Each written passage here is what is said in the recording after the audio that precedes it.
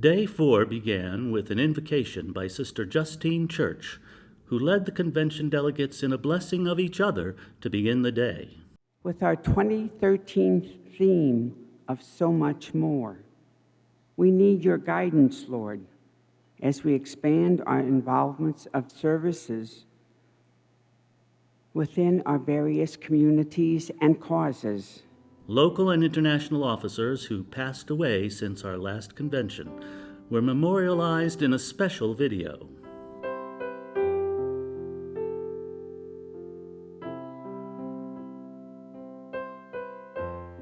Delegates viewed an interview with Nation columnist John Nichols, who described why he named ATU the most valuable international union in its 2012 Progressive Honor Roll. What really tipped it was ATU's response to Superstorm Sandy. First, on a humanitarian level, ATU jumped in, recognizing something that an awful lot of people don't. That we have tens of millions of Americans, millions in the affected areas, who cannot get to work, cannot make their lives function without transportation, without transit. And so ATU stepped up very loudly at a critical stage and represented not just its own members, not just the industries it's involved in, but the riders, the people who needed transportation. Next, the newly dubbed Oscar Awards were presented by International Secretary-Treasurer Oscar Owen to local officials for outstanding performances as financial secretaries in their local unions. The ATU COPE Awards were presented to locals who raised the highest dollar amounts and had the highest percentage of members contributing to the program in their membership categories.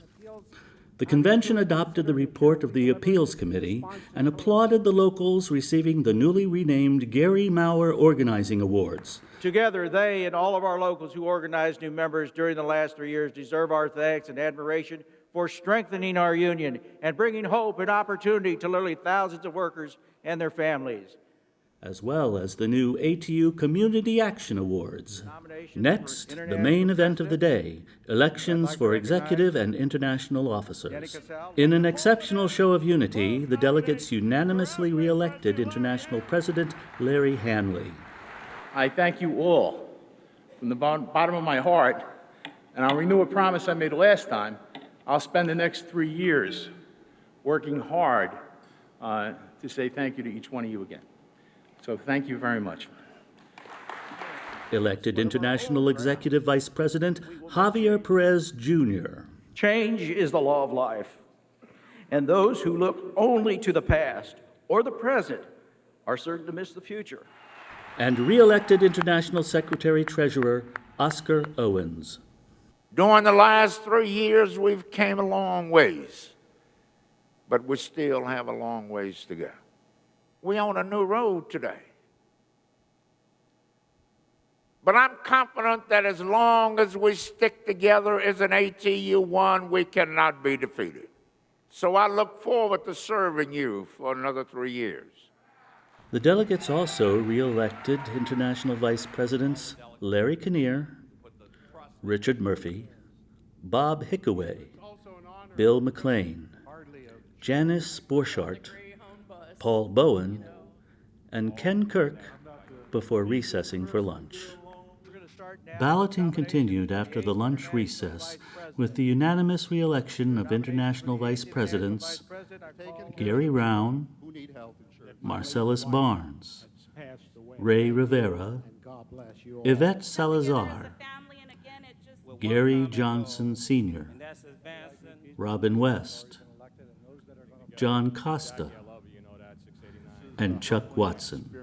The balloting continued with the election of International Vice Presidents Claudia Hudson and Bruce Hamilton. And Michelle Summers from local 1005 Minneapolis-St. Paul, Minnesota, was elected 18th International Vice President in a contest with Paul Bachtel from local 587 Seattle, Washington.